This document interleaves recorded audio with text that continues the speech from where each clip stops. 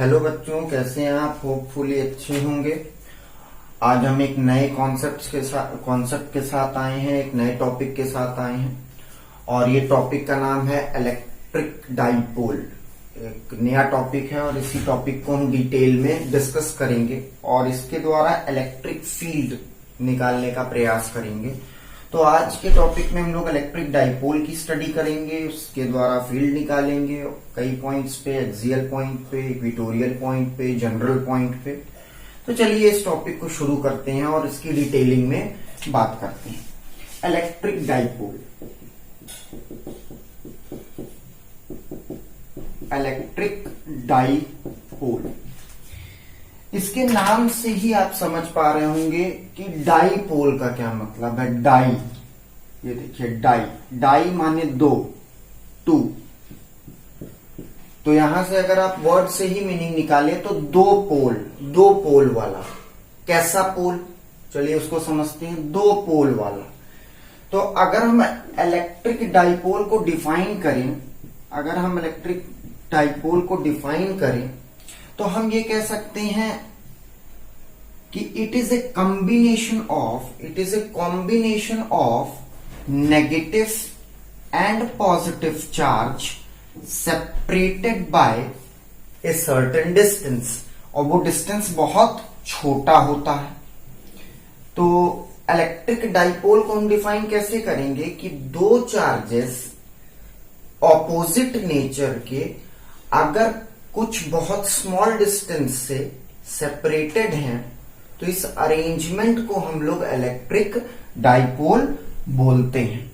यहां पे दोनों जो चार्ज ले रहे हैं हम लोग इलेक्ट्रिक डाइपोल के केस में, वो चार्जेस पॉइंट चार्ज, वो चार्जेस कैसे हैं? Point charge. तो यहां पे अगर एक पॉइंट चार्ज ले लें माइनस क्यू और यहां पे एक पॉइंट चार्ज ले लें प्लस क्यू, ठीक है। और ये माइनस क्यू और प्लस क्यू दोनों जो है, दोनों चार्ज बहुत स्मॉल डिस्टेंस से सेपरेटेड है। ये डिस्टेंस का जो सेपरेशन है इनका वो बहुत स्मॉल है। क्लियर बात समझ में आई? तो इलेक्ट्रिक डाइपोल क्या हुआ? दो ऑपोजिट नेचर के चार्ज जब बहुत स्मॉल सेपरेशन से सेपरेटेड होते हैं, ठीक है, इस अरेंजमेंट को हम लोग ने क्या नाम दे दिया? Electric dipole. अब आपने बोला सर डाई माने दो पोल वाला, ठीक है। तो एक माइनस पोल इधर और एक प्लस पोल इधर। तो माइनस पोल नेगेटिव पोल बता रहा है, प्लस उधर की ओर पॉजिटिव पोल बता रहा है। तो इलेक्ट्रिक डाइपोल की मीनिंग आपको समझ में आई होगी कि इलेक्ट्रिक डाइपोल होता क्या है, ठीक है। एक अरेंजमेंट है, नेगेटिव और पॉजिटिव चार्ज अगर कुछ स्मॉल सेपरेशन से सेपरेटेड होंगे तो इस अरेंजमेंट को हम लोग क्या नाम दे देते हैं? Electric dipole. चलिए अब इलेक्ट्रिक डाइपोल मेजरमेंट कर ले, मतलब अब हम इलेक्ट्रिक डाइपोल मोमेंट समझें, ठीक है। इलेक्ट्रिक डाइपोल मोमेंट क्या होता है? इलेक्ट्रिक डाइपोल मोमेंट, इसको क्या कहते हैं? ये क्या होता है? इलेक्ट्रिक डाइपोल मोमेंट एक्चुअल में स्ट्रेंथ बताता है डाइपोल की। इलेक्ट्रिक डाइपोल की स्ट्रेंथ बताता है। कहने का मतलब, अगर हम आपसे ये बात बोले कि इलेक्ट्रिक डाइपोल मोमेंट का मतलब ये होता है कि ये बताता है कि measure of strength of electric dipole, ठीक है। मतलब इलेक्ट्रिक डाइपोल का मेजरमेंट, मेजर कैसे करें, ठीक है। मेजर करने के लिए आपके पास कोई मैथमेटिकल फॉर्मूला होना चाहिए। इलेक्ट्रिक डाइपोल को मेजर कैसे किया जाए, ठीक है। तो इलेक्ट्रिक डाइपोल को मेजर करने का जो फॉर्मूला होता है वो मैथमेटिकल फॉर्मूला पहले हम लोग डिनोट करेंगे। उस मैथमेटिकल फॉर्मूले से हम लोग इलेक्ट्रिक डाइपोल की स्ट्रेंथ को क्या कर सकते हैं? मेजर कर सकते हैं। तो चलिए मैथमेटिकल फॉर्मूला बना लेते हैं जिसकी मदद से हम इलेक्ट्रिक डाइपोल की स्ट्रेंथ को क्या कर पाएंगे? मेजर कर पाएंगे। चलिए ये एक इलेक्ट्रिक डाइपोल ले लें, इसका अरेंजमेंट ले लें। इलेक्ट्रिक डाइपोल का ये अरेंजमेंट हो गया। अब इनके बीच की सेपरेशन स्मॉल होगी, ध्यान रखना है, दोनों अपोजिट चार्ज है। और दोनों चार्जेस के बीच की जो सेपरेशन होगी वो स्मॉल होगी, ठीक है। अब अगर हम सेपरेशन कितना ले लिए, 2a ले ले, मतलब दो चार्जेस के बीच की सेपरेशन कितनी ले ले, 2a ले ले। क्यों 2a ली? आप a भी ले सकते थे, ऐसी कोई दिक्कत नहीं थी, आप a भी ले सकते थे, ठीक है। बट जब आप न्यूमेरिकल सॉल्व करेंगे तो वहां पे a लेने से, अगर इनके बीच की सेपरेशन आप a लेंगे तो आपको न्यूमेरिकल जब आप सॉल्व करेंगे तो आसानी से रिजल्ट्स नहीं आएंगे। कहने का मतलब ये है कि कॉम्प्लिकेशंस होंगी कैलकुलेशन में। तो कैलकुलेशन को आसान बनाने के लिए, ठीक है, कैलकुलेशन को आसान बनाने के लिए हम इनके बीच की सेपरेशन कितनी लेते हैं, 2a। ध्यान में रखिएगा, हम सेपरेशन इनके बीच की a इसलिए नहीं ले रहे हैं क्योंकि मैथमेटिकल कैलकुलेशन कठिन होंगी। और अगर हम इनके बीच की सेपरेशन मतलब नेगेटिव चार्ज और पॉजिटिव चार्ज कुछ स्मॉल डिस्टेंस से सेपरेटेड है और ये सेपरेशन हम अगर 2a ले लें तो हमारी मैथमेटिकल कैलकुलेशन इजी हो जाएगी, आसानी से सॉल्व हो पाएगी। तो अगर हमने इसके बीच की सेपरेशन 2a ले ली और चार्जेस एक नेगेटिव है और एक पॉजिटिव है, तो electric dipole moment p vector से डिनोट होता है। ये एक वेक्टर क्वांटिटी है, p वेक्टर से डिनोट होगा। तो इलेक्ट्रिक डाइपोल मोमेंट का मैथमेटिकल फॉर्मूला बना रहे हैं, मतलब कि इलेक्ट्रिक डाइपोल की स्ट्रेंथ को मेजर करने का फॉर्मूला, ठीक है। वो क्या है, P is equals to Q into 2a vector. कहने का मतलब क्या है, कहने का मतलब ये है कि जो इलेक्ट्रिक डाइपोल की स्ट्रेंथ है उसको जो आप मेजर करेंगे, ठीक है, वो इस फॉर्मूले से मेजर कर सकते हैं या फिर कह सकते हैं कि इस फॉर्मूले से आप कैलकुलेट कर सकते हैं। तो ये फॉर्मूला क्लियर पिक्चर बता रहा है कि अगर चार्ज की वैल्यू ज्यादा होगी तो इलेक्ट्रिक डाइपोल मोमेंट, ये P वेक्टर क्या बता रहा है, इलेक्ट्रिक डाइपोल मोमेंट, ठीक है, electric dipole moment. P vector small p vector है ये, ठीक है। तो स्मॉल p वेक्टर क्या बता रहा है, इलेक्ट्रिक डाइपोल मोमेंट बता रहा है। इलेक्ट्रिक डाइपोल मोमेंट क्या होता है, इलेक्ट्रिक डाइपोल की स्ट्रेंथ का, ठीक है, मेजरमेंट। समझ पा रहे हैं कितनी स्ट्रेंथ है। कहने का मतलब ये है कि दो लड़के हैं, ठीक है, एक लड़का बाई चांस जिम करता है तो उसके पास क्या है, ज्यादा स्ट्रेंथ है लड़ाई करने की, और एक लड़का जिम नहीं करता है तो उसके पास कम स्ट्रेंथ है लड़ाई करने की। तो वैसे ही इलेक्ट्रिक डाइपोल की बात की जाती है। तो जब आप इलेक्ट्रिक डाइपोल की बात करते हैं तो इलेक्ट्रिक डाइपोल की स्ट्रेंथ कितनी है, ठीक है, किसी इलेक्ट्रिक डाइपोल की स्ट्रेंथ क्या होगी, कम होगी, किसी इलेक्ट्रिक डाइपोल की स्ट्रेंथ ज्यादा होगी। तो अभी एक एग्जांपल से आपको समझा देते हैं कि स्ट्रेंथ से हमारा क्या बोलना है।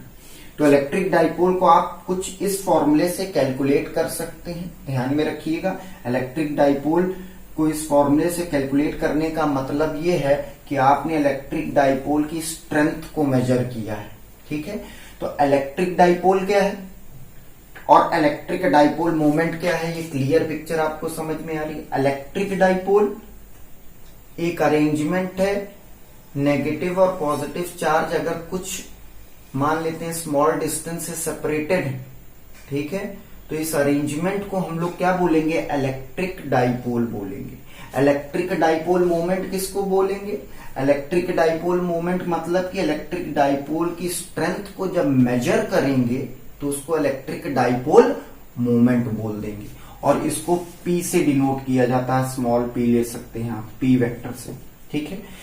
इलेक्ट्रिक डाइपोल मोमेंट एक वेक्टर क्वांटिटी है, ध्यान में रखिएगा। इलेक्ट्रिक डाइपोल मोमेंट एक वेक्टर क्वांटिटी है, ठीक है। दूसरी बात आपको ये ध्यान में रखनी है, अगर इलेक्ट्रिक डाइपोल मोमेंट एक वेक्टर क्वांटिटी है तो उसका डायरेक्शन क्या होगा, इलेक्ट्रिक डाइपोल मोमेंट का डायरेक्शन क्या होगा। इलेक्ट्रिक डाइपोल मोमेंट का डायरेक्शन हमेशा नेगेटिव से पॉजिटिव चार्ज की तरफ होता है, ठीक है।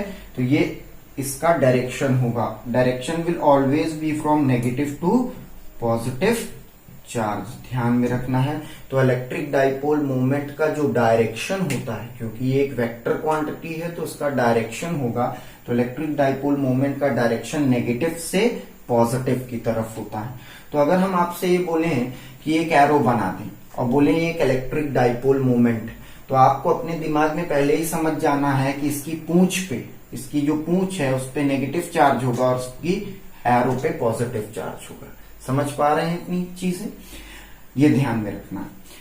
तो ये जो लाइन आप देख रहे हैं दो चार्जेस को जो ज्वाइन कर रही है, इस लाइन को हम लोग बोलते हैं एक्सिस ऑफ डाइपोल। क्या बोलते हैं? Axis of electric dipole. Electric dipole का एक्सिस होता है जो लाइन दो चार्जेस को ज्वाइन करती है। दो चार्जेस के मिडिल पॉइंट को, इस मिडिल पॉइंट को हम लोग क्या बोलते हैं?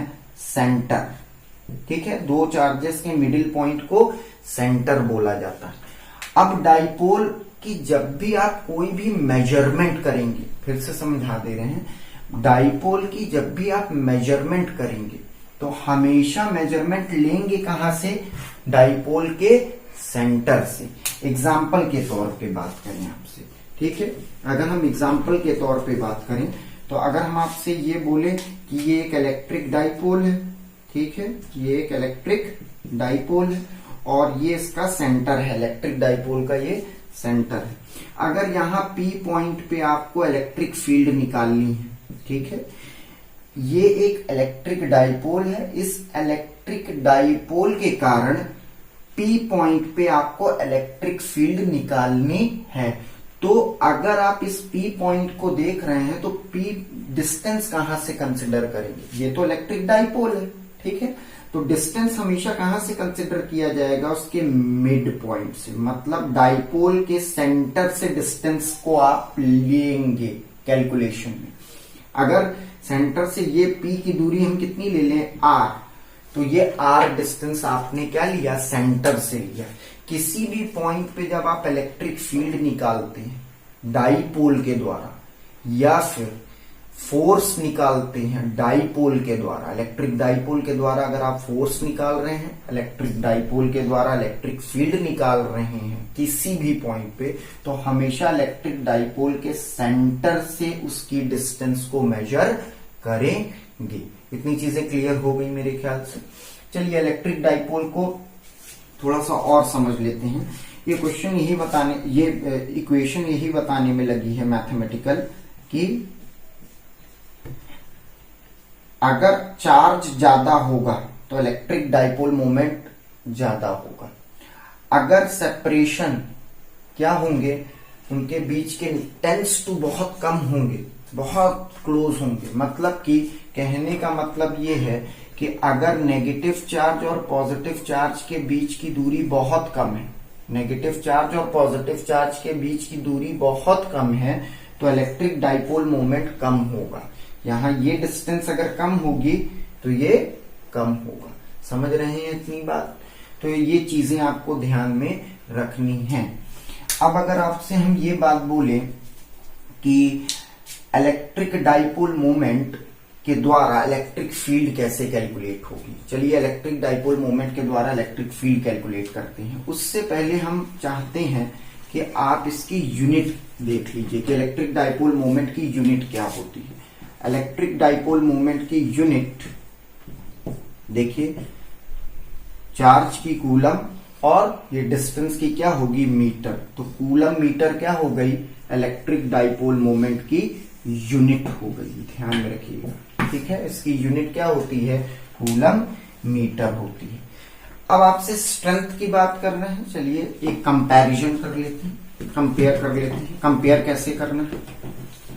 अब मान लेते हैं कि इलेक्ट्रिक डाइपोल मोमेंट की जब आप बात करते हैं तो इलेक्ट्रिक डाइपोल किसका, क्यों हम इलेक्ट्रिक डाइपोल का कॉन्सेप्ट पढ़ रहे हैं, ठीक है, क्यों पढ़ रहे हैं पहले तो ये जान लीजिए। इसलिए पढ़ रहे हैं क्योंकि आपने केमिस्ट्री में कई मॉलिक्यूल्स पढ़े होंगे, जैसे HCl, NaCl, ठीक है, H2O, ठीक है। अब इसमें आप ध्यान में देखिए, एक इलेक्ट्रो पॉजिटिव है तो एक इलेक्ट्रो नेगेटिव एलिमेंट है, ठीक है, एक इलेक्ट्रो पॉजिटिव है तो दूसरा इलेक्ट्रो नेगेटिव एलिमेंट है।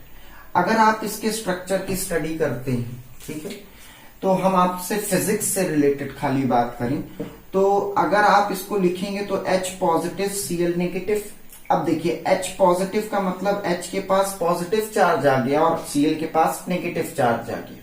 ठीक है, अब ये कैसे आया, ये केमिस्ट्री पॉइंट से आप जान रहे हैं। ठीक है, आयोनिक बॉन्ड बनते हैं और ब्रेक करेंगे तो H पॉजिटिव और Cl नेगेटिव अलग हो जाएगा। तो अगर हम आपसे ये बोलें कि इसकी बात की जाए Cl की, तो उसके पास H पॉजिटिव, एक पॉजिटिव चार्ज है H के पास और Cl के पास नेगेटिव चार्ज है। ठीक है, तो अगर आपसे ये बोले कि जो आपका पॉजिटिव माने जो H है वो पॉजिटिव चार्ज कैरी कर रहा है, ये देखिए, और Cl क्या कैरी कर रहा है, नेगेटिव चार्ज कैरी कर रहा है। दोनों पॉजिटिव और नेगेटिव चार्ज मॉलिक्यूल के अंदर, मॉलिक्यूल के अंदर, ठीक है, मॉलिक्यूल के अंदर पॉजिटिव और नेगेटिव चार्ज कुछ स्मॉल डिस्टेंस से क्या है, सेपरेटेड। अगर इसके पास पॉजिटिव क्यू चार्ज है तो इसके पास नेगेटिव क्यू चार्ज होगा। ठीक है, तो अब आप देखिए कि इस मॉलिक्यूल के पास इलेक्ट्रिक डाइपोल है कि नहीं। इस टाइप के अरेंजमेंट को ही तो हम क्या बोल रहे हैं, इलेक्ट्रिक डाइपोल बोल रहे हैं। तो हमारे कई मैटर, अब देखिए मैटर जो है, मैटर में कई मॉलिक्यूल्स हैं जो क्या शो करते हैं, इलेक्ट्रिक डाइपोल शो करते हैं। माने कि दो पोल्स, उनके पॉजिटिव और नेगेटिव पोल्स कुछ डिस्टेंस से क्या होते हैं, सेपरेटेड होते हैं। ठीक है, और जब ये सेपरेटेड होते हैं तो अगर आप इस पॉइंट पे आप इलेक्ट्रिक फील्ड निकालेंगे इस डाइपोल के द्वारा, ठीक है, या इस पॉइंट पे इलेक्ट्रिक फील्ड निकालेंगे डाइपोल के द्वारा, तो इलेक्ट्रिक फील्ड आपको कुछ वैल्यूज की मिलेगी अलग अलग पॉइंट पे। इतनी चीजें समझ में आ रही हैं आपकी। तो हम स्टडी क्यों कर रहे हैं इलेक्ट्रिक डाइपोल मोमेंट का या इलेक्ट्रिक डाइपोल का, क्योंकि कई मॉलिक्यूल्स आप देखेंगे कि उनका क्या होता है, पॉजिटिव और नेगेटिव चार्ज कुछ सेपरेट होता है डिस्टेंस से। तो यहां पे अगर आप NaCl की बात करें तो Na पॉजिटिव और Cl नेगेटिव। तो आप देखिए अगर आप Na को क्या ले लें, पॉजिटिव ले लें, तो Na पर positive charge, positive atom Na का, और Cl पे नेगेटिव चार्ज। अब देखिए Cl पे नेगेटिव चार्ज, Na पे पॉजिटिव चार्ज, दोनों ही पॉजिटिव और नेगेटिव कुछ डिस्टेंस से सेपरेटेड है। ठीक है, तो ये क्या शो कर रहे हैं, इलेक्ट्रिक डाइपोल का अरेंजमेंट शो कर रहे हैं। समझ रहे हैं बात को, मॉलिक्यूल के अंदर, समझ रहे हैं। अब ये दोनों ही चार्ज बाउंड है, ये ध्यान में रखना है, जुड़े हुए हैं एक दूसरे से। समझ रहे हैं बात को, ये मॉलिक्यूल से बाहर नहीं निकले हैं, मॉलिक्यूल के अंदर ही बंधे हुए हैं। ठीक है, तो ध्यान में रखिए, अगर ये NaCl का इलेक्ट्रिक डाइपोल है तो ये किसका है, HCl का इलेक्ट्रिक डाइपोल है। अब अगर आपसे ये बोला जाए कि ये डाइपोल ज्यादा ताकतवर है कि ये डाइपोल ज्यादा ताकतवर है, ये डाइपोल ज्यादा ताकतवर है कि ये डाइपोल ज्यादा ताकतवर है, कहने का मतलब इस डाइपोल की स्ट्रेंथ ज्यादा है कि इस डाइपोल की स्ट्रेंथ ज्यादा है। तो हमने अभी आपको एक फॉर्मूला बताया, तो आप इस मैथमेटिकल फॉर्मूले का उपयोग करके ये बता सकते हैं कि इन दोनों में से किस डाइपोल की स्ट्रेंथ ज्यादा है। आप समझ पा रहे हैं, तो अलग अलग मॉलिक्यूल्स की डाइपोल की जो स्ट्रेंथ होगी वो अलग अलग होगी। कैसे अलग अलग होगी, क्योंकि डाइपोल की स्ट्रेंथ किस पे डिपेंड कर रही है, चार्ज पे। कोई एक चार्ज ले लीजिए, या तो पॉजिटिव चार्ज ले, क्योंकि दोनों चार्जेस का मैग्नीट्यूड सेम है, ध्यान में रखना है। पॉजिटिव चार्ज और नेगेटिव चार्ज का जो मैग्नीट्यूड है वो तो सेम है, बस नेचर बदला हुआ है। ठीक है, तो magnitude of the charge into separation between them. अब इस डाइपोल में सेपरेशन अलग होगी, ठीक है, इस केस में सेपरेशन अलग होगी। चार्ज में डाइपोल की स्ट्रेंथ आप इस फॉर्मूले से कैलकुलेट करके बता सकते हैं कि ये वाला डाइपोल ज्यादा स्ट्रांग है कि ये वाला डाइपोल ज्यादा स्ट्रांग है। इसलिए हम इस फॉर्मूले का उपयोग करते हैं कि अलग अलग मॉलिक्यूल्स के लिए हम डाइपोल की जो स्ट्रेंथ है वो बता पाए। ठीक है, कैसे बता पाएंगे अभी बताया, क्योंकि अलग अलग मॉलिक्यूल में इनके बीच का सेपरेशन अलग अलग होगा। NaCl में अलग सेपरेशन है और HCl में अलग सेपरेशन है। चलिए, अब इतनी डिटेलिंग हमने आपको बता दी कि हम डाइपोल क्यों पढ़ रहे हैं, किस लिए पढ़ रहे हैं, इलेक्ट्रिक डाइपोल मोमेंट बता दिया। इलेक्ट्रिक डाइपोल मोमेंट की डायरेक्शन पे जरूर ध्यान दीजिएगा। डायरेक्शन हमेशा क्या होती है, नेगेटिव से पॉजिटिव की तरफ, इलेक्ट्रिक डाइपोल की जो डायरेक्शन है वो नेगेटिव से पॉजिटिव की तरफ। बाई चांस हमने एक लाइन ड्रॉ की, ये एक लाइन है, एक एरो ऐड कर दिया और लिख दिया पी वेक्टर, तो ये इलेक्ट्रिक डाइपोल मोमेंट वेक्टर है। इसके टेल की तरफ नेगेटिव चार्ज होगा तो इसके एरो की तरफ पॉजिटिव चार्ज होगा। चलिए आगे बढ़ते हैं। अब हम इलेक्ट्रिक डाइपोल के द्वारा क्या कैलकुलेट करना चाह रहे हैं, इलेक्ट्रिक फील्ड। चलिए कैलकुलेट करने चलते हैं। अब अगर आपसे हम ये बात बोले कि हमको इलेक्ट्रिक फील्ड निकालनी है, ठीक है, इलेक्ट्रिक फील्ड निकालनी है। सबसे पहला केस, इलेक्ट्रिक फील्ड हम कैलकुलेट करेंगे डाइपोल की। Electric field due to electric dipole at axial point, इसी को हम लोग एंड ऑन पोजीशन भी बोलते हैं, एंड ऑन पोजीशन भी बोलते हैं, ठीक है। अब देखिए हम इलेक्ट्रिक फील्ड निकालेंगे किसी इलेक्ट्रिक डाइपोल के द्वारा। पहले एक डाइपोल ले लेते हैं, ये एक डाइपोल है, ठीक, ये एक डाइपोल है, नेगेटिव चार्ज और ये पॉजिटिव चार्ज, ये इसका सेंटर है O, ठीक है, डाइपोल का सेंटर है O। अब हमको ये मालूम है कि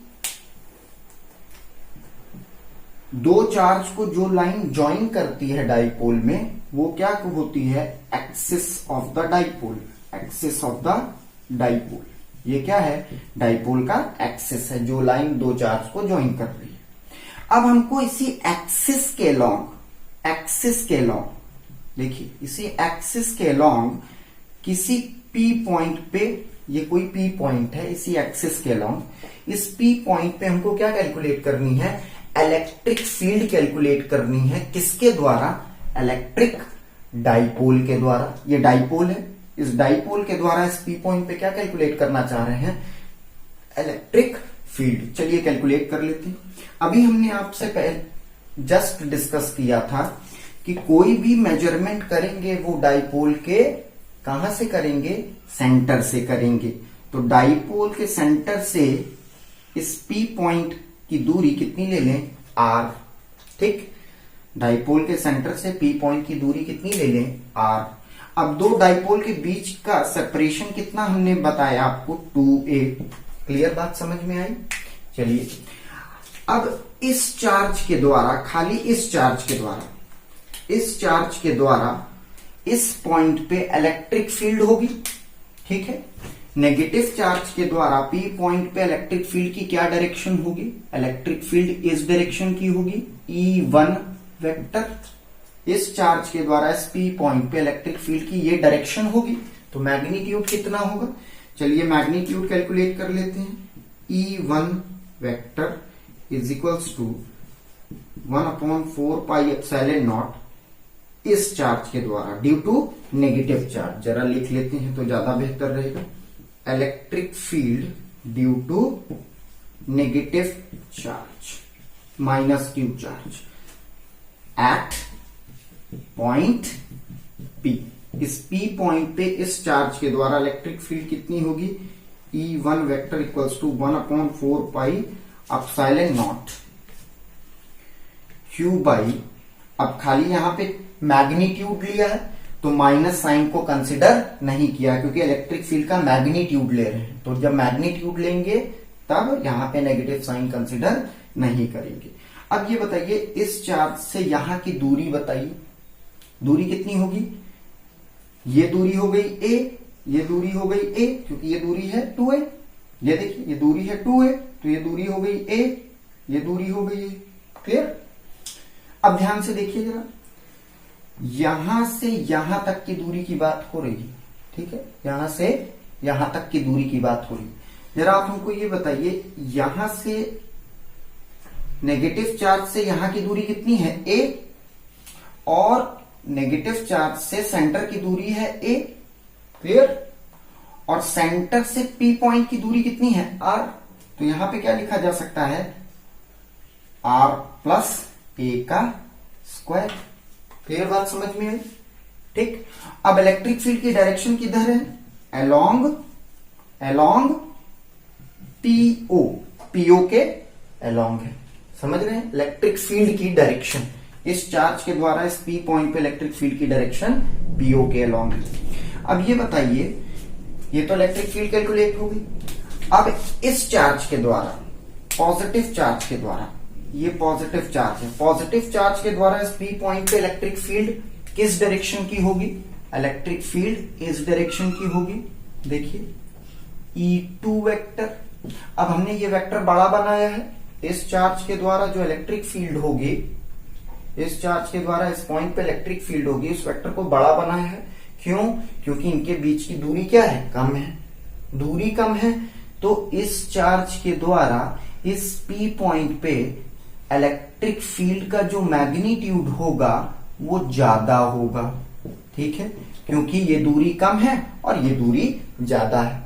ठीक है, दूरी ज्यादा होने से, अभी हमने पीछे भी पढ़ा था, electric field is inversely proportional to square of the distance. Distance बढ़ाएंगे इलेक्ट्रिक फील्ड घटेगी। तो ये चार्ज ज्यादा दूर है तो इसकी इलेक्ट्रिक फील्ड कम, और ये चार्ज क्या है? Positive charge near to P है तो इसकी इलेक्ट्रिक फील्ड ज्यादा।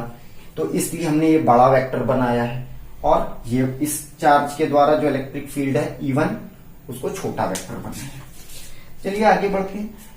अब हम प्लस क्यू चार्ज के द्वारा निकाल लें electric field due two plus Q charge.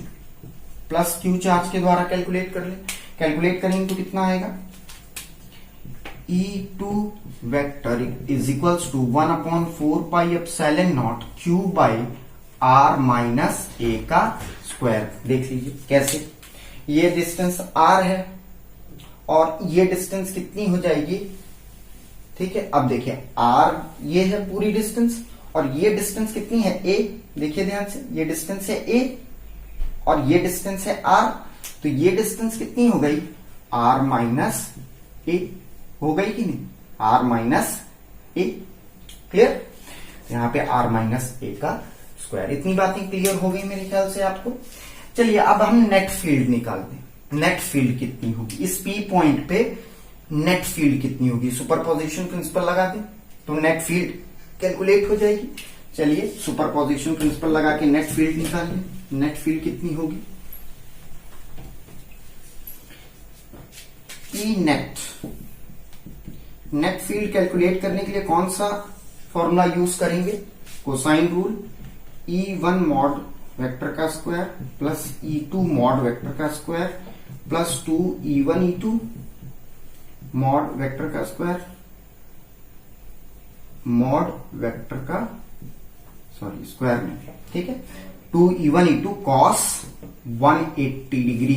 जरा देखिए कैसे, दोनों वेक्टर के बीच का एंगल कितना है? 180 ही डिग्री तो है। दो वेक्टर के बीच का एंगल ही तो लेते हैं, 180 डिग्री है। दैट इज, इसको कितना लिखा जा सकता है? E। अब देखिए कौन सा वेक्टर बड़ा है? ये वाला वेक्टर बड़ा है और ये वाला वेक्टर छोटा है।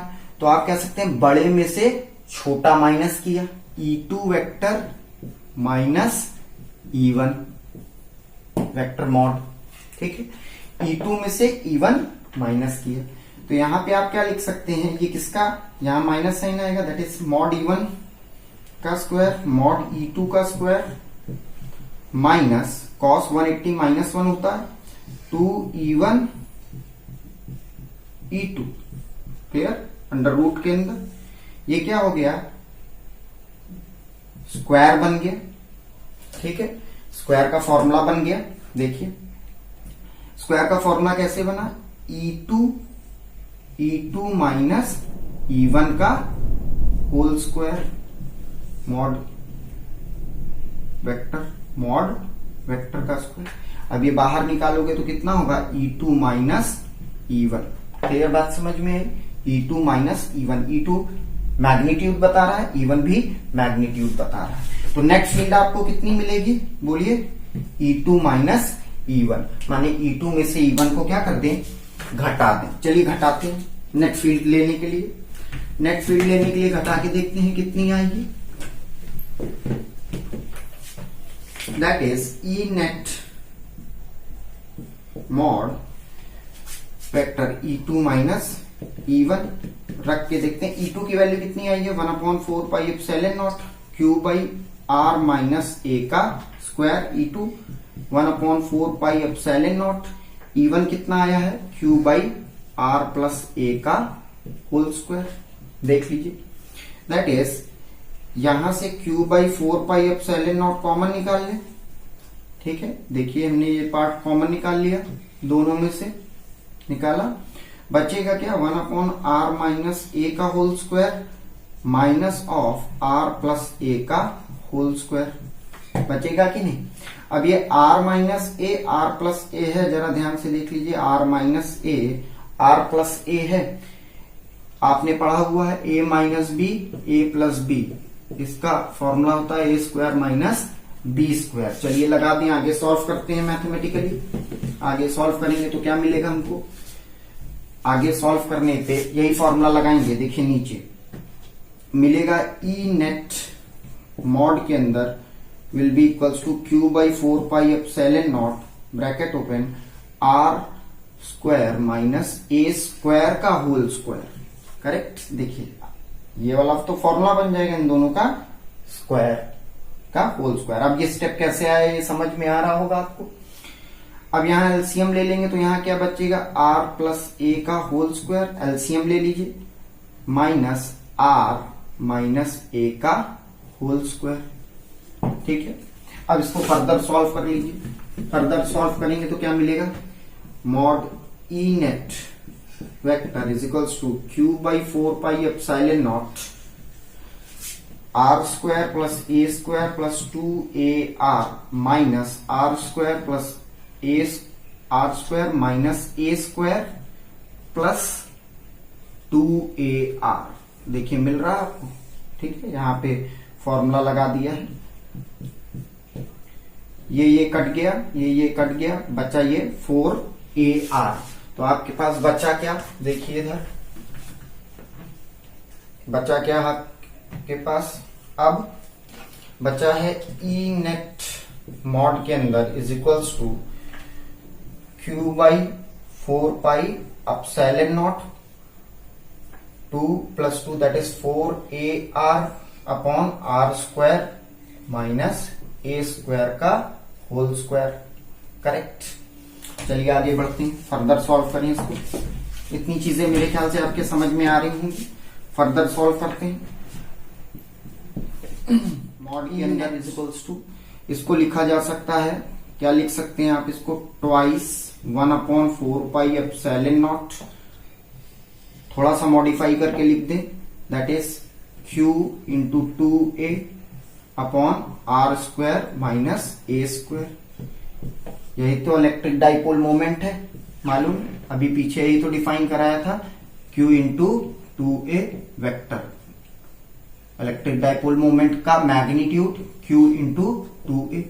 ठीक है, यही तो अभी फॉर्मूला पीछे डिस्कस कराए थे, इलेक्ट्रिक डाइपोल मोमेंट हो गया, that is 1/4 pi epsilon naught mod p vector upon r square minus A square का होल स्क्वायर।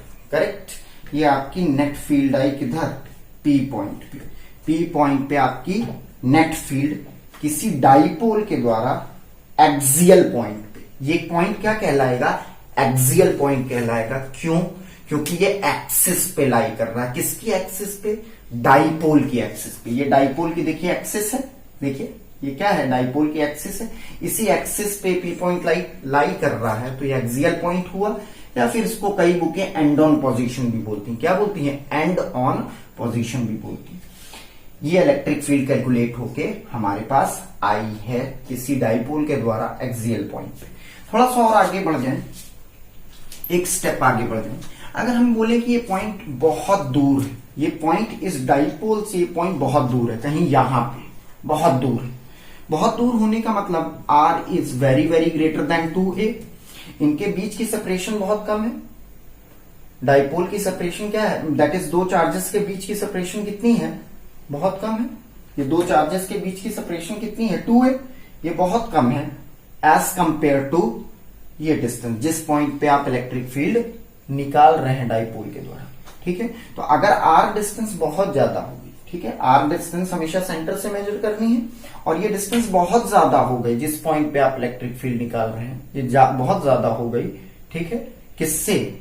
अगर डाइपोल के जो चार्जेस हैं उनकी बीच की सेपरेशन से बहुत ज्यादा डिस्टेंस हो गई आर, अगर तब तो उस केस में आप निग्लेक्ट कर सकते हैं ए स्क्वायर।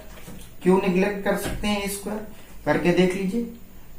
अगर ए 2a आप मान लेते हैं कि एक एजम्पशन बताएं, तो अगर a 0.1 है तो a स्क्वायर अगर करेंगे, उसका स्क्वायर निकालेंगे तो और कम हो गया, 0.01 हो गया कि नहीं। तो कोई a दिया है, अगर उसका स्क्वायर निकालते हैं तो उसका स्क्वायर क्या हो जाता है, उससे और कम हो जाता है। तो निग्लेक्ट कर दें, यहां से क्या कर दें, ए स्क्वायर को निग्लेक्ट कर दें। निग्लेक्ट करने का मतलब 0 कर दें, तो हमारे पास नेट इलेक्ट्रिक फील्ड कितनी आएगी, net electric field axial point पे आएगी 1/4 pi epsilon naught 2 mod P upon P R upon R का आर की पावर 4। आर की पावर 4 होने का मतलब एक पावर कम हो गई, आर ऊपर भी है, कटेगा, तो एक्सियल पॉइंट पे नेट इलेक्ट्रिक फील्ड कितनी आएगी, 1/4 pi epsilon naught 2 mod P vector upon कितना हो गया, आर क्यूब। ये आपका लास्ट में एक्सप्रेशन आया। एक्सिस पे, डाइपोल के एक्सिस पे आपको इलेक्ट्रिक फील्ड कैलकुलेट अगर करनी है तो न्यूमेरिकली कैलकुलेट करनी है इलेक्ट्रिक फील्ड, तो इस फॉर्मूले से आप कैलकुलेट कर सकते हैं, जहां पे फॉर्मूला क्लियर बता रहा है कि एक्सियल पॉइंट पे electric field is inversely proportional to the cube of the distance, inversely proportional to the cube of the distance. ठीक है, याद रखिएगा। किसी डाइपोल के द्वारा इलेक्ट्रिक फील्ड ज्यादा तेजी से घटती है, ज्यादा तेजी से घटती है। अगर आप इस एक्सिस के लॉन्ग मूव करेंगे तो क्यूब के टर्म, डिस्टेंस देखिए क्यूब के टर्म्स से रिलेट है, तो क्यूब के टर्म्स में क्या होगी, आपकी इलेक्ट्रिक फील्ड घटेगी। समझ रहे हैं? अगर कोई पॉइंट चार्ज होता तब कैसे घटती, तब स्क्वायर के टर्म से घटती, स्क्वायर के टर्म से घटती, 1/r स्क्वायर के टर्म से घटती। जरा ध्यान में देख लीजिएगा एक बार।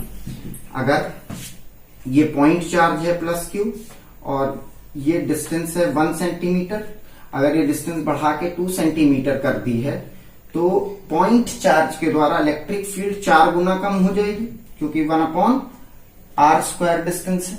ठीक है, तो 4 गुना इलेक्ट्रिक फील्ड कम हो गई किसी पॉइंट चार्ज के द्वारा, अगर हमने डिस्टेंस को बढ़ाया। अगर वही बात करते, कोई डाइपोल है, एक नेगेटिव एक पॉजिटिव चार्ज, और इसी डाइपोल के एक्सिस की बात करें, ये एक्सिस पॉइंट हो गया, ये एक्सिस पॉइंट बाय चांस मान लेते हैं कि ये सेपरेशन हम कितनी ले लें, आर, ये अभी 1 सेंटीमीटर है। ठीक, सेंटर से पी पॉइंट की दूरी 1 सेंटीमीटर। अगर हम इसको बढ़ा दें, अगर हम इस डिस्टेंस को बढ़ा के कितना कर दें, 2 सेंटीमीटर कर दें, मतलब डाइपोल के सेंटर से जिस पॉइंट पे आपको इलेक्ट्रिक फील्ड निकालनी है उस डिस्टेंस को आप बढ़ा दें, बढ़ा के 2 सेंटीमीटर कर दें, तो जो आपकी इलेक्ट्रिक फील्ड है वो कितनी घट जाएगी, 8 गुना घट जाएगी। क्यों? 2 की power cube, that is 2 to the power 3। ये कितना हो जाएगा, 8। क्लियर बात समझ में आई? तो इलेक्ट्रिक फील्ड ज्यादा तेजी से घटती है डाइपोल के केस में, इलेक्ट्रिक डाइपोल के केस में। चलिए अब इक्विटोरियल पॉइंट की इलेक्ट्रिक फील्ड कैलकुलेट करेंगे। इक्विटोरियल पॉइंट पे इलेक्ट्रिक फील्ड क्या होती है, इसको कैलकुलेट करते हैं। चलिए, हेलो बच्चों, तो अभी हमने आप लोगों को समझाया था electric field at axial point, किसी डाइपोल के द्वारा एक्सिस पे इलेक्ट्रिक फील्ड एक्सियल पॉइंट कहलाती है। अब हम लोग उसी डाइपोल के द्वारा इलेक्ट्रिक फील्ड निकालेंगे इक्विटोरियल पॉइंट पे। किस पॉइंट पे? इक्विटोरियल पॉइंट पे। Electric field due to electric dipole at equatorial point. Equatorial point माने इसको हम लोग ब्रॉड ऑन पोजीशन भी बोलते हैं, ब्रॉड ऑन पोजीशन भी बोलते हैं। ठीक है, अब ये पोजीशन क्या होती है देख लीजिए। मतलब हम इलेक्ट्रिक फील्ड निकालेंगे, electric field due to electric dipole at equatorial point पे। इक्वेटोरियल पॉइंट क्या होता है इसको समझना जरूरी है आपको। अगर आपके पास एक डाइपोल है, ठीक है, अगर आपके पास एक इलेक्ट्रिक डाइपोल है, ये इलेक्ट्रिक डाइपोल है, ठीक है, इलेक्ट्रिक डाइपोल का नेगेटिव चार्ज और ये पॉजिटिव चार्ज, ये दोनों चार्ज का मैग्नीट्यूड बराबर होता है। याद रखिएगा, दोनों चार्ज का मैग्नीट्यूड बराबर होता है, हमेशा याद रखिएगा। इलेक्ट्रिक डाइपोल में दोनों चार्ज का नेचर क्या होता है, अलग अलग। नेचर अलग होता है, मैग्नीट्यूड सेम होता है। ठीक है, नोट कर लीजिएगा इस बात को। हमने आपको बताया था कि अगर ये एक इलेक्ट्रिक डाइपोल है, ठीक है, तो इक्वेटोरियल लाइन या फिर इक्वेटोरियल पॉइंट क्या होता है। इक्वेटोरियल पॉइंट एक्चुअल में बाइसेक्टर पॉइंट होता है। ठीक है, अगर आप इसी डाइपोल का बाइसेक्टर बनाएंगे तो ये बाइसेक्टर हो गया, ये पॉइंट क्या हो जाएगा, बाइसेक्टर पॉइंट। इसी पॉइंट को हम लोग क्या बोलते हैं, इक्वेटोरियल पॉइंट बोलते हैं। समझ पा रहे हैं? तो इक्वेटोरियल पॉइंट क्या है, बाइसेक्टर पॉइंट है। देखिए इस डाइपोल के सेंटर से पास हो रहा है, ये लाइन क्या है, डाइपोल के सेंटर से पास हो रही है, ये सेंटर हो गया। ठीक है, तो ये लाइन क्या हो गई, बाइसेक्टिंग लाइन। इसी को आप इक्वेटोरियल लाइन भी बोल सकते हैं। और जिस पॉइंट, इस लाइन के किसी भी पॉइंट पे आप क्या निकालेंगे, अगर आप किसी भी पॉइंट पे इलेक्ट्रिक फील्ड निकालेंगे तो इलेक्ट्रिक फील्ड क्या होगी, आपकी इलेक्ट्रिक फील्ड इक्वेटोरियल पॉइंट की होगी। कितनी चीजें क्लियर हो गई। तो इक्वेटोरियल पॉइंट क्या है, बाइसेक्टर पॉइंट। इसी पॉइंट पे आपको क्या निकालनी है, इस डाइपोल के द्वारा इलेक्ट्रिक फील्ड निकालनी है। पिछले केस में हमने एक्सिस पे निकाली थी, अब हम कहा निकाल रहे हैं, इक्वेटोरियल पॉइंट पे। तो चलिए इसको ब्रॉड ऑन पोजीशन भी बोलते हैं, कई बुकें इसको ब्रॉड ऑन पोजीशन भी बोलती हैं। नॉर्मली इसको इक्वेटोरियल पॉइंट भी बोला जाता है। इस पॉइंट को ब्रॉड ऑन पोजीशन भी बोला जाता है। Electric field broad on position पे डाइपोल के द्वारा। चलिए निकालते हैं, फिगर फिर से अटैच कर लेते हैं। ये आपके पास एक डाइपोल है, देख लीजिए, ये नेगेटिव चार्ज और ये पॉजिटिव चार्ज, दोनों चार्ज का मैग्नीट्यूड बराबर है, क्योंकि डाइपोल है, डाइपोल में मैग्नीट्यूड बराबर होता है, नेचर अलग अलग होता है। अब सेंटर से ये पॉइंट P कुछ मान लेते हैं R दूरी पे। हमने बोला था जिस भी पॉइंट पे इलेक्ट्रिक फील्ड निकालनी है, सेंटर से हमेशा उसका डिस्टेंस मेजर करेंगे। अब इस चार्ज के द्वारा इस पॉइंट पे इलेक्ट्रिक फील्ड निकालनी, चलिए निकाल लेते हैं। ये नेगेटिव चार्ज है तो इसके द्वारा इलेक्ट्रिक फील्ड किस डायरेक्शन में होगी, नीचे की डायरेक्शन में। देख लीजिए, इलेक्ट्रिक फील्ड इस डायरेक्शन में होगी, इलेक्ट्रिक फील्ड की ये डायरेक्शन होगी इस चार्ज के द्वारा। अब इस चार्ज के द्वारा इलेक्ट्रिक फील्ड की क्या डायरेक्शन होगी, P पॉइंट पे इस चार्ज के द्वारा। देख लीजिए, इस चार्ज के द्वारा इलेक्ट्रिक फील्ड इस डायरेक्शन में होगी, P2 वेक्टर। ठीक, इस चार्ज के द्वारा इलेक्ट्रिक फील्ड इस डायरेक्शन में, इस चार्ज के द्वारा P पॉइंट पे इलेक्ट्रिक फील्ड इस डायरेक्शन में। अब मान लेते हैं ये एंगल अगर थीटा है, ठीक है, तो ये एंगल भी कितना होगा, थीटा होगा, ये एंगल भी थीटा होगा कि नहीं, बिल्कुल। डाइपोल के बीच की सेपरेशन कितनी है, 2a, तो ये कितनी होगी, a, ये भी कितनी होगी, a, परपेंडिकुलर बाइसेक्टर है ये लाइन, तो ये भी क्या होगी, a, ये भी कितनी होगी, a। तो ये दूरी कितनी होगी, r square plus a square, Pythagoras theorem से। ये दूरी भी कितनी होगी, r square plus a square, Pythagoras theorem से। ये भी कितना होगा, r square plus a square, ये भी कितना होगा, under root r square plus a square, Pythagoras theorem से, क्योंकि r ये रहा, a ये रहा। क्लियर बात समझ में आई। चलिए आगे बढ़ते हैं। अब अगर ये वाला चार्ज है, नेगेटिव चार्ज है, नेगेटिव चार्ज के द्वारा P पॉइंट पे इलेक्ट्रिक फील्ड किस डायरेक्शन की है, इस चार्ज के द्वारा P पॉइंट पे इलेक्ट्रिक फील्ड नीचे की डायरेक्शन में। चलिए मैग्नीट्यूड कैलकुलेट करिए, डायरेक्शन तो समझ में आ रहा है, मैग्नीट्यूड कैलकुलेट करेंगे। Due to charge minus Q, electric field due to charge minus Q at P. ठीक, कितना होगा 1/4 pi epsilon naught Q by A square plus R square, under root के अंदर अंडर रूट का स्क्वायर करेंगे तो under root हट जाएगा, अरे ये डिस्टेंस ही तो लेंगे, ठीक है, स्क्वायर करेंगे तो ये अंडर रूट हट जाएगा। Similarly electric field due to charge plus Q at P, इस चार्ज के द्वारा पी पॉइंट पे इलेक्ट्रिक फील्ड कितनी होगी E2 1/4 pi epsilon naught Q by A square plus R square, under root के अंदर उसका स्क्वायर, अंडर रूट का स्क्वायर करेंगे, ये डिस्टेंस लोगे कि नहीं, बिल्कुल यही डिस्टेंस ली जाएगी, तो अंडर रूट हटा देंगे, अंडर रूट का स्क्वायर, अंडर रूट हट गया, ठीक है, क्योंकि नीचे टर्म स्क्वायर का है। अब आप नोटिस करिए कि इस चार्ज के द्वारा और इस चार्ज के द्वारा मैग्नीट्यूड इलेक्ट्रिक फील्ड का सेम है। देख लीजिए, इलेक्ट्रिक फील्ड का मैग्नीट्यूड क्या आ रहा है, सेम आ रहा है। देखिए, इस चार्ज के द्वारा इस पॉइंट पे, इस चार्ज के द्वारा इस पॉइंट पे इलेक्ट्रिक फील्ड, दोनों का मैग्नीट्यूड क्या आ रहा है, सेम आ रहा है। तो इसको एक लेट कर लेते हैं कि दोनों का मैग्नीट्यूड सेम है, तो दोनों के मैग्नीट्यूड को हम कितना एज्यूम कर लें, ई, कुछ ई है, ठीक है, क्योंकि ये अभी बता देते हैं हमें, ठीक है, इतनी चीजें क्लियर होगी। अब चलिए कंपोनेंट्स में बात करते हैं, कंपोनेंट में तोड़ते हैं। अगर हम आपसे ये बात बोले कि E1 ये रहा, E1 इस लाइन से एंगल बना रहा है, तो E1 का एक कंपोनेंट गिरेगा E1 cos थीटा और नीचे गिरेगा E1 sin थीटा। क्यों गिरेगा ये बता चुके हैं। ये वेक्टर है इलेक्ट्रिक फील्ड वेक्टर, ये वेक्टर इस लाइन से एंगल बना रहा है, ये वेक्टर इस लाइन से क्या बना रहा है, एंगल बना रहा है, E1 cos थीटा एंगल गिराएगा इसके परपेंडिकुलर वाली लाइन पे, इसी के परपेंडिकुलर वाली लाइन पे क्या गिराएगा, E1 sin थीटा गिराएगा। सिमिलरली E2 वाला, ठीक है, E2 एंगल कितना बना रहा है, E2 भी थीटा एंगल बना रहा है, देख लीजिए।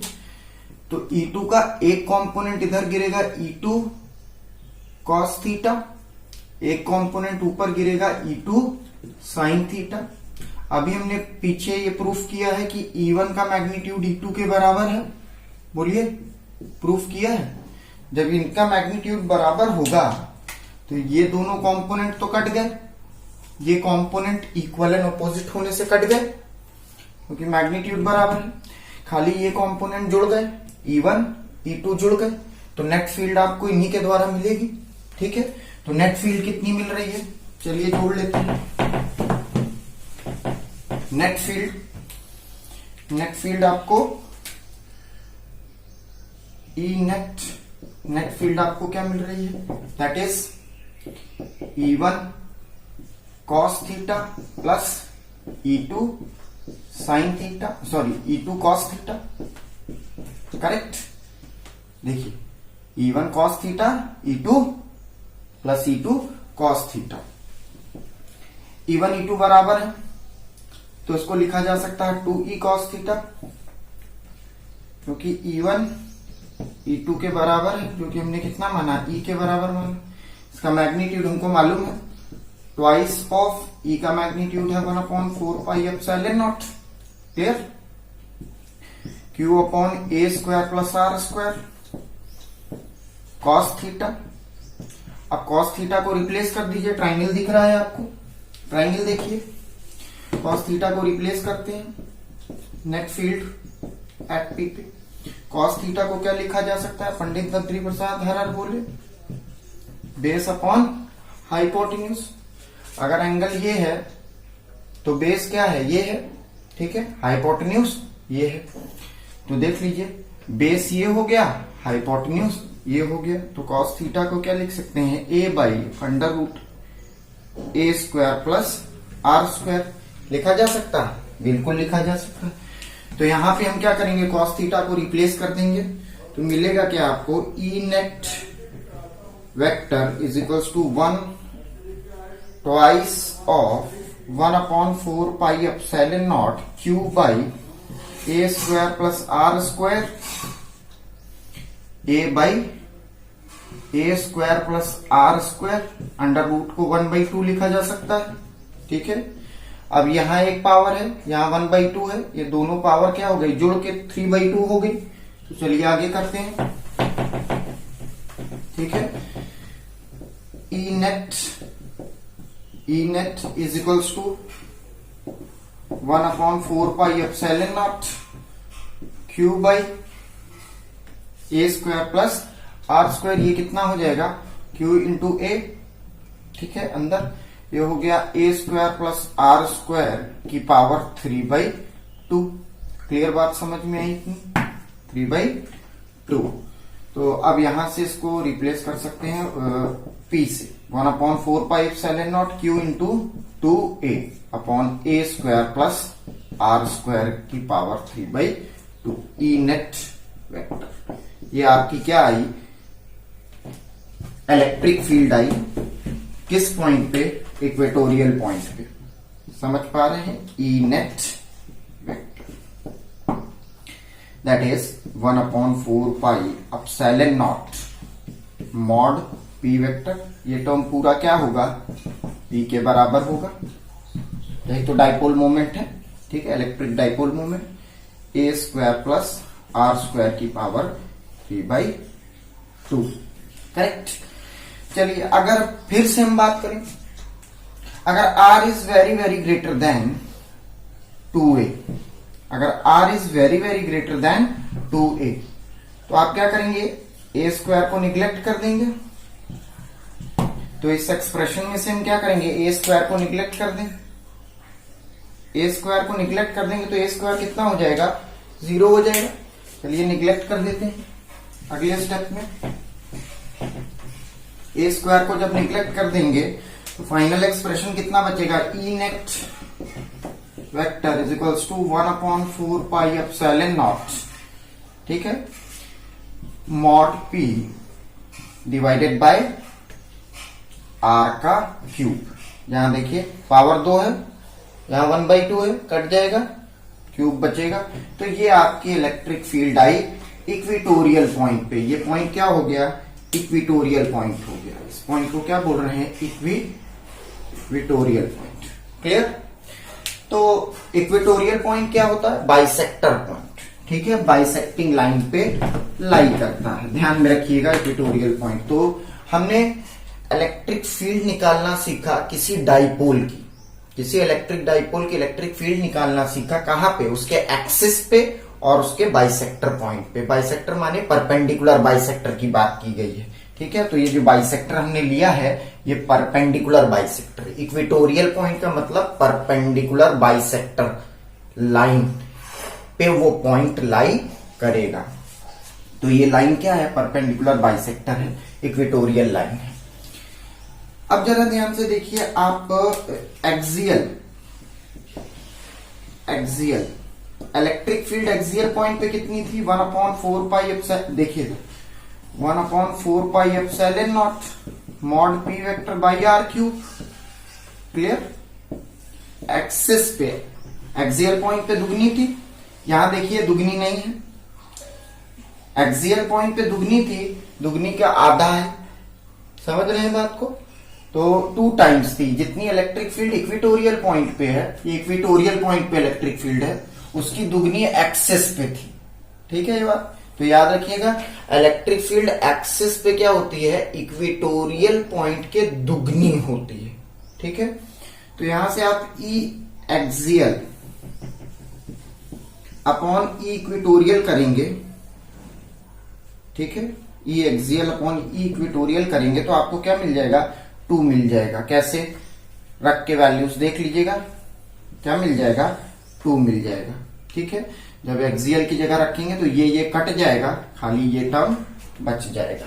तो ई एक्सियल अपॉन ई इक्वेटोरियल माने एक्सियल पॉइंट की जो इलेक्ट्रिक फील्ड है, बहुत बड़ा कंक्लूजन है, वो इक्वेटोरियल पॉइंट के दुगना होता है एक्सियल पॉइंट पे। मतलब किसी डाइपोल के द्वारा एक्सियल पॉइंट पे जो इलेक्ट्रिक फील्ड है, ठीक है, वो 2 गुनी होती है इक्वेटोरियल पॉइंट की। अब हम बात करेंगे आपसे एक जनरल पॉइंट की, ठीक है। एक जनरल पॉइंट पे हम क्या निकाल लें अपना, ये तो हमारा एक तो एक्सिस पे हमने निकाला, उसके बाद हमने इक्वेटोरियल लाइन पे निकाला, इलेक्ट्रिक फील्ड एक्सिस पे निकाली, एक्सियल पॉइंट पे निकाली, फिर हम किस पे निकाल लिए, परपेंडिकुलर बाइसेक्टर वाली लाइन पे निकाल लिए, जिसको इक्वेटोरियल पॉइंट बोला गया। अब हम निकालेंगे एक जनरल पॉइंट पे, ठीक है। चलिए जनरल पॉइंट का करने चलते हैं कि कैसे एक जनरल पॉइंट पे किसी डाइपोल के द्वारा जनरल पॉइंट पे इलेक्ट्रिक फील्ड कैसे निकलेगी, ठीक है।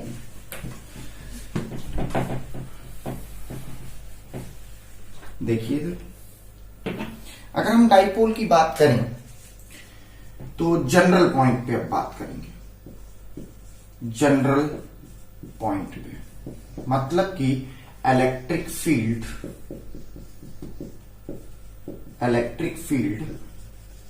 ड्यू टू इलेक्ट्रिक डाइपोल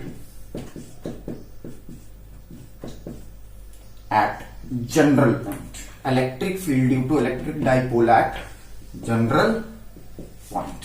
कोई जनरल पॉइंट ले लेते हैं। चलिए उससे पहले डाइपोल कंसिडर कर लें।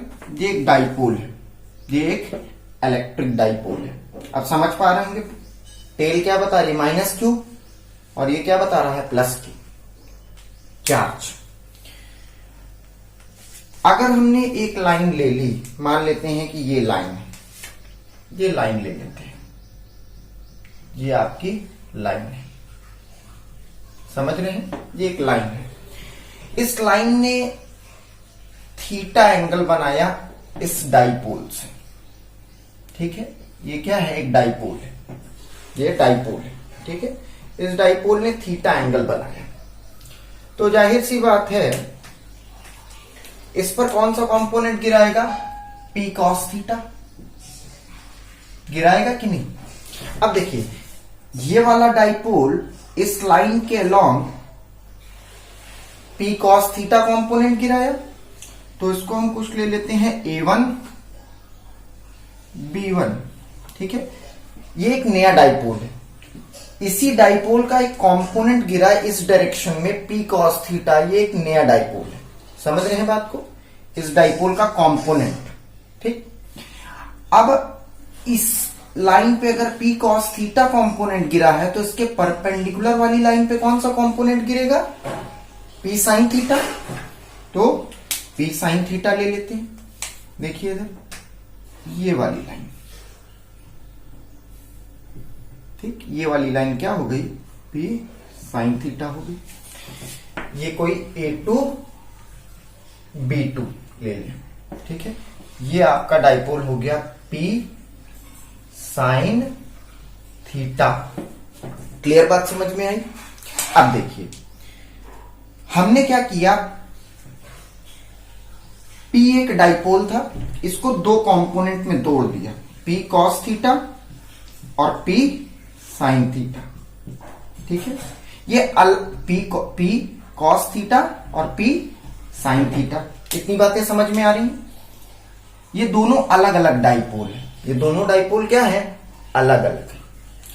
अब हमको एक जनरल पॉइंट लेने, जनरल पॉइंट का मतलब ये कोई एक जनरल पॉइंट है, मान लेते हैं ये कोई पॉइंट है P, ये कोई पॉइंट है P, ठीक है। अब इस P पॉइंट पे हमको इलेक्ट्रिक फील्ड की वैल्यू कैलकुलेट करनी। ये P पॉइंट कहीं पे भी हो सकता था, इस यहां पे भी हो सकता था P पॉइंट, कोई जनरल पॉइंट है। जनरल पॉइंट समझते हैं, स्पेस में कहीं पे भी पॉइंट हो सकता है, ठीक है। तो ये जनरल पॉइंट कहीं पे, एक जनरल केस ले रहे हैं तो ये पॉइंट कहीं पे भी हो सकता है आपके, ठीक है। तो अगर बात की जाए कि आपने P पॉइंट यहां पे लिया है, कोई जनरल पॉइंट है, तो हमने ये बोला, और आपका डाइपोल का एक कंपोनेंट इस डायरेक्शन में गिर रहा है और एक कंपोनेंट P sin थीटा इस डायरेक्शन में गिर रहा है, और मान लेते हैं कि P पॉइंट आपका कहीं यहां इस पॉइंट पे आपको क्या निकालनी है, एक जनरल पॉइंट है, ठीक है। एक जनरल पॉइंट के लिए हम बात करें तो ये पी पॉइंट एक जनरल पॉइंट है जहां पे हम इलेक्ट्रिक फील्ड डाइपोल के द्वारा निकालना चाह रहे हैं। ठीक है, तो हमने कुछ नहीं किया, ये इलेक्ट्रिक डाइपोल है हमारा।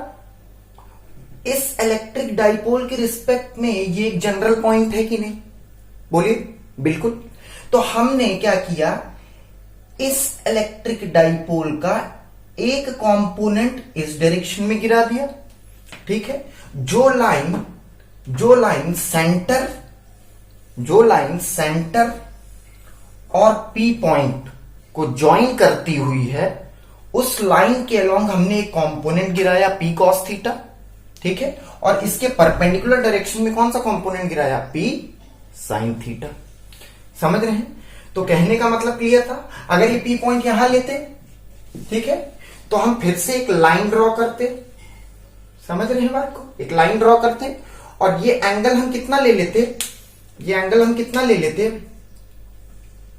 थीटा ले लेते। तो अब जो ये पी वेक्टर है उसके लिए तो ये पी पॉइंट जनरल पॉइंट है। अब इसी लाइन के अलोंग हम क्या गिराते, पी कॉस थीटा, माने पी कॉस थीटा।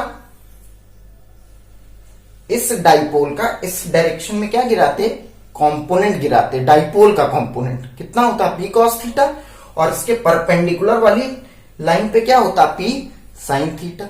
तो ध्यान में रखना है, जिस पी पॉइंट पे आप क्या निकाल रहे हैं, इलेक्ट्रिक फील्ड डाइपोल के द्वारा निकाल रहे हैं, उस पे कंपोनेंट गिरा दीजिए, उसी लाइन के अलोंग कंपोनेंट गिरा दीजिए। निकालने का यह तरीका होता है। चलिए निकाल लेते हैं, आसानी से निकलेगा। ठीक है, देखिएगा इधर। अब अगर हम इस पी पॉइंट पे क्या कैलकुलेट करना चाहते हैं, इलेक्ट्रिक फील्ड कैलकुलेट करना चाहते हैं इस पी पॉइंट पे। ठीक है, तो ये एक डाइपोल है। देखिए ये वाली लाइन क्या है, उस लाइन के लॉन्ग। अब इस डाइपोल के लिए ये पॉइंट क्या है, एक्सियल पॉइंट है। ये पॉइंट क्या है, एक्सियल पॉइंट है। ठीक है, जो डाइपोल इस लाइन के अलोंग है, ये देखिए पी कॉस थीटा डाइपोल है। इस डाइपोल का एक कंपोनेंट ये है कि नहीं, पी कॉस थीटा। इस लाइन के अलोंग ही तो पी पॉइंट है। ये पी पॉइंट जहां पे आप इलेक्ट्रिक फील्ड निकालना चाहें, तो यहां पे जो इलेक्ट्रिक फील्ड आप निकालेंगे वो एक्सियल पॉइंट पे होगी। क्यों? क्योंकि एक्सिस पे लाई कर रहा है पॉइंट। ये इलेक्ट्रिक फील्ड होगी 1/4 pi epsilon not 2p cos theta, 2p cos theta by. अब डिस्टेंस हमको लेनी है, डिस्टेंस हम कितनी ले ले, r स्क्वायर। ठीक है, ये दूरी हम कितनी ले ले, r square, sorry r cube, जो अभी हमने पीछे कैलकुलेट की थी, इक्वेशन नंबर 1। ठीक है, तो इस डाइपोल का एक कंपोनेंट इस लाइन के अलोंग गिरा दिया, वो कितना है, पी कॉस थीटा। ये पी कॉस थीटा एक नया डाइपोल है। ठीक है, अब हमने ये कंपोनेंट क्यों गिराया, क्योंकि पी पॉइंट पे हमको इलेक्ट्रिक फील्ड कैलकुलेट करनी है। किसके द्वारा कैलकुलेट करनी है, इस डाइपोल के द्वारा। तो इस डाइपोल का हमने इसी लाइन के अलोंग क्या गिरा दिया, एक कंपोनेंट गिरा दिया, पी कॉस थीटा। तो इस लाइन के अलोंग अगर पी कॉस थीटा एक नया डाइपोल है, तो उसके लिए P जो है वो एक्सियल पॉइंट है। ठीक है, और इसके परपेंडिकुलर लाइन पे क्या है, P साइन थीटा। अब जरा ध्यान से देखिए, ये जो P पॉइंट आपको दिख रहा है, ये जो P पॉइंट दिख रहा है वो एक्चुअल में P cos theta, P sine theta. देखिए P साइन थीटा के ये जो P पॉइंट है, अगर लाइन लेके आए सीधी, ठीक है, सीधी लाइन खींचे, P से एक स्ट्रेट लाइन खींचे, तो P साइन थीटा के परपेंडिकुलर है कि नहीं, ये लाइन P साइन थीटा के परपेंडिकुलर है कि नहीं। तो इस डाइपोल के ये वाली लाइन क्या है, परपेंडिकुलर है। तो P क्या हो गया, इक्विटोरियल पॉइंट हो गया, किसके लिए, इस वाले डाइपोल के लिए। ये डाइपोल के लिए P पॉइंट क्या हो गया, इक्विटोरियल पॉइंट हो गया। तो इक्विटोरियल पॉइंट पे इलेक्ट्रिक फील्ड कितनी होगी, 1/4 pi epsilon not, that is P sine theta by r cube. कोई दिक्कत परेशानी हो तो बताइए। ये हमने क्या निकाला, इसी P पॉइंट पे, ये डाइपोल है, इसी P पॉइंट पे हमने इलेक्ट्रिक फील्ड निकाली। अब जरा ध्यान दीजिए, हमने कुछ किया नहीं था। हमने अगर इस लाइन के अलोंग हमको इस पी पॉइंट पर इलेक्ट्रिक फील्ड कैलकुलेट करनी है, तो यहां से हमने एक लाइन खींची सेंटर की तरफ, और इसका कंपोनेंट इसी लाइन के अलोंग गिरा दिया पी कॉस थीटा। ये एक नया डाइपोल है जो कि इस लाइन के अलोंग एक्ट कर रहा है। उसके लिए पी पॉइंट एक्सियल पॉइंट है, एक्सियल पॉइंट है तो उसके द्वारा इलेक्ट्रिक फील्ड निकाल ली। ठीक, अब अगर हमने बोला ये पी पॉइंट इस वाले डाइपोल के लिए, ठीक है, अब इसी का डाइपोल का एक कंपोनेंट पी साइन थीटा होगा इस डायरेक्शन में, perpendicular to this red line. ठीक है, तो ये जो पी साइन थीटा हमने लिया, ये एक नया डाइपोल है, उसके लिए ये पी पॉइंट क्या हो गया, इक्वेटोरियल पॉइंट।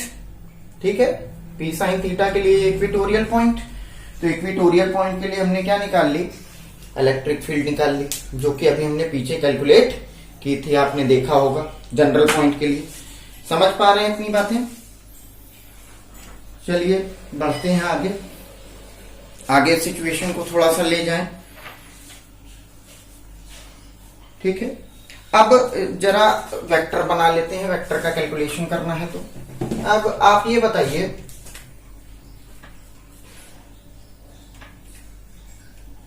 ये एक्सिस वाली लाइन है, ठीक है, ये जो रेड वाली लाइन है ये आपकी क्या है, पी कॉस थीटा डाइपोल है। पी कॉस थीटा डाइपोल के द्वारा इलेक्ट्रिक फील्ड इस डायरेक्शन में होगी।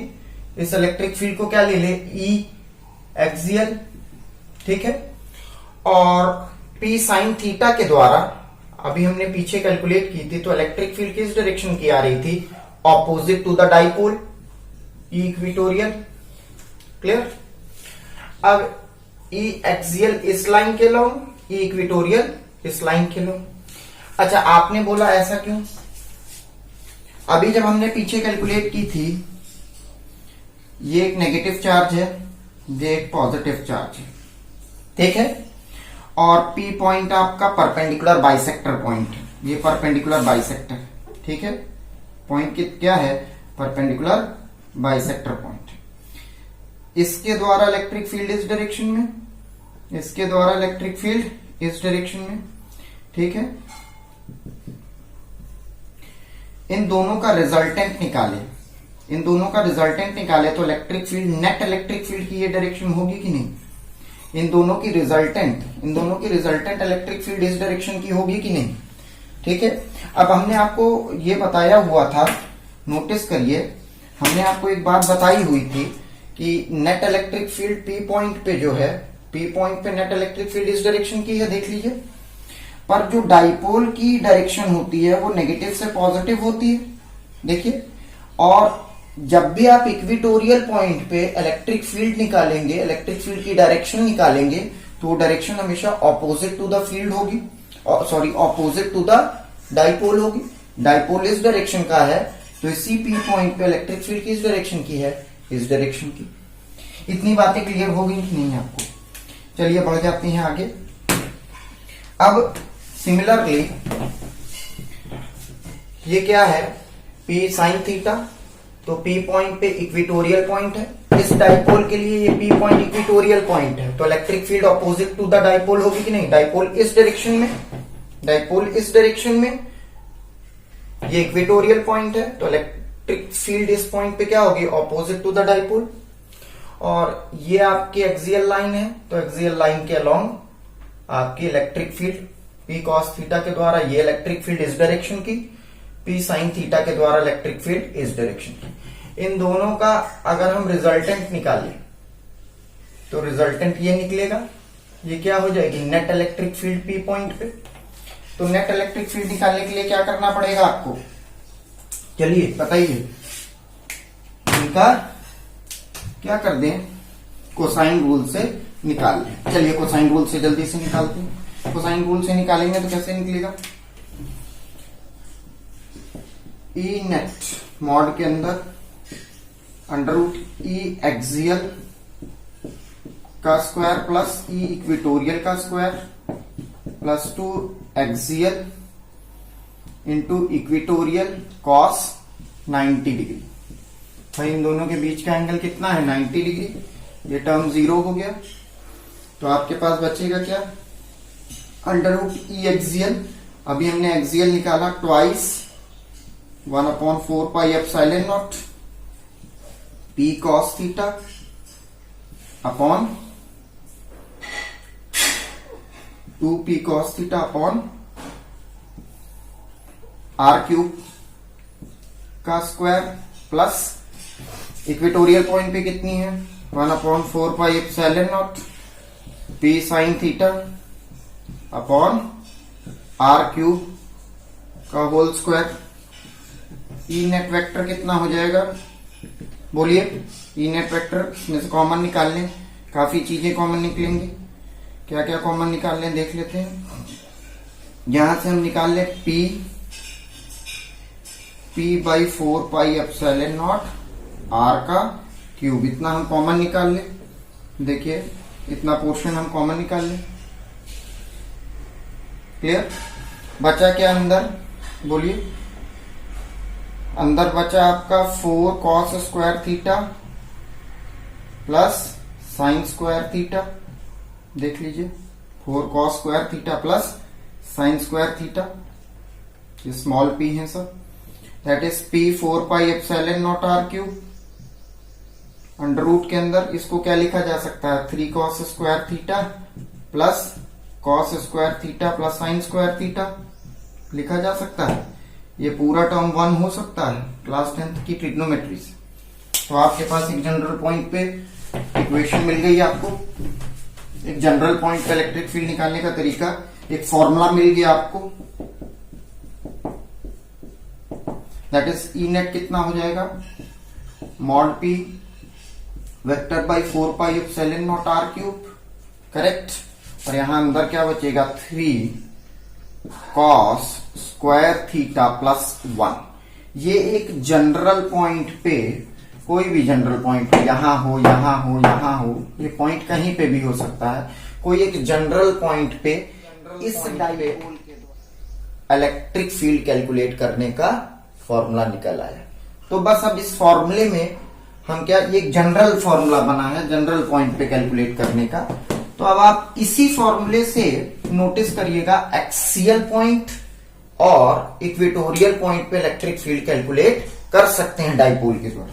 जैसे केस 1 देखें, अगर थीटा क्या होगा, 0 डिग्री होगा। अगर थीटा 0 डिग्री होगा तो यहां 0 रखेंगे, यहां क्या बचेगा 3, 1, ये कितना हो जाएगा 4, अंडर रूट 4 कितना होता है 2। तो देखिए एक्सियल पॉइंट पे आपको क्या मिल जाएगी, इलेक्ट्रिक फील्ड मिल जाएगी, ट्वाइस P/4 पाई epsilon naught R cube. Case 2 देखिए, अगर ये एंगल थीटा कितना होगा, 90 डिग्री होगा, ठीक है। मतलब कि थीटा एंगल कितना होगा, 90 डिग्री। ये डाइपोल है और थीटा 90 होने का मतलब इस डाइपोल से ये, इस डाइपोल से ये वाली लाइन, इस डाइपोल से ये वाली लाइन, तभी तो 90 डिग्री होगा, बोलिए। ठीक है, इस डाइपोल से ये एंगल 90 डिग्री है, तो ये लाइन क्या हो जाएगी, इक्वेटोरियल लाइन। यहां रख के देख लीजिए, वैल्यू मिल जाएगी आपको, मैग्नीट्यूड मिल जाएगा किसका, इलेक्ट्रिक फील्ड का, इस डाइपोल के द्वारा इक्वेटोरियल लाइन के लो उतना ही आएगा। 90 माने ये 0, तो ये कितना बचेगा 1, तो वैल्यू कितनी आ जाएगी, mod P by 4 pi epsilon naught R cube, equatorial point. Clear बात समझ में आई। चलिए अब एक छोटी सी बात समझा दें। इस P पॉइंट पे हमने मैग्नीट्यूड कैलकुलेट कर लिया है। इस P पॉइंट पे इस डाइपोल के द्वारा, इस P पॉइंट पे जनरल पॉइंट है, इस पे मैग्नीट्यूड कैलकुलेट कर लिया है इलेक्ट्रिक फील्ड का। अब हम डायरेक्शन भी कैलकुलेट कर ले, किसकी, इलेक्ट्रिक फील्ड की डायरेक्शन। तो इलेक्ट्रिक फील्ड की डायरेक्शन कैलकुलेट करने के लिए स्ट्रेट अवे आप tan थीटा लगाएंगे, ठीक है। tan थीटा लगाने के बाद E equatorial upon E axial लगा दीजिए। कैसे, vertical component upon horizontal component. Vertical component ये रहा, हॉरिजॉन्टल कंपोनेंट ये रहा। जब आप इसको सॉल्व करेंगे तो ये आएगा 1/2, वैल्यू रख दीजिए, ठीक है, इलेक्ट्रिक फील्ड की वैल्यू रख दीजिए। यहाँ पे इक्वेटोरियल पॉइंट की वैल्यू रखेंगे 1/4 pi epsilon not. Equatorial point पे क्या है, P sign theta upon R cube यहाँ कितना होगा 1/4 pi epsilon not 2p cos theta r cube. ठीक है, सब काटे पीटेंगे, बचेगा आपके पास tan theta sin theta upon cos theta, कितना होगा tan theta, sorry tan theta. तो ये एंगल हम कितना ले लें, tan अल्फा। तो एंगल कैलकुलेट करने का ये तरीका है, मतलब कि जो आपका ई नेट वेक्टर है उसने इस लाइन से एक्सियल लाइन, ये रही एक्सियल लाइन से नेट इलेक्ट्रिक फील्ड ने कितना एंगल बनाया, ये नेट इलेक्ट्रिक फील्ड है आपकी। ठीक है, ये नेट इलेक्ट्रिक फील्ड है, ठीक, रिजल्टेंट इलेक्ट्रिक फील्ड। इसने एंगल कितना बनाया, अल्फा। किससे बनाया, एक्सियल लाइन से बनाया। ठीक है, तो उसको कैलकुलेट करने का formula 1/2 tan theta. Theta angle आपको पता रहेगा, एंगल आप कैलकुलेट कर सकते हैं। इतनी बातें क्लियर हो गई। चलिए अब हम नेक्स्ट लेक्चर में आपको टॉर्क के बारे में पढ़ाएंगे कि अगर आप डाइपोल को, इलेक्ट्रिक डाइपोल को यूनिफॉर्म इलेक्ट्रिक फील्ड में रखते हैं तो उस पर कितना टॉर्क लगेगा, और उसके बाद उसकी पोटेंशियल एनर्जी की बात करेंगे और कुछ अच्छे न्यूमेरिकल्स डिस्कशन करेंगे इस टॉपिक के बाद। तब तक के लिए धन्यवाद।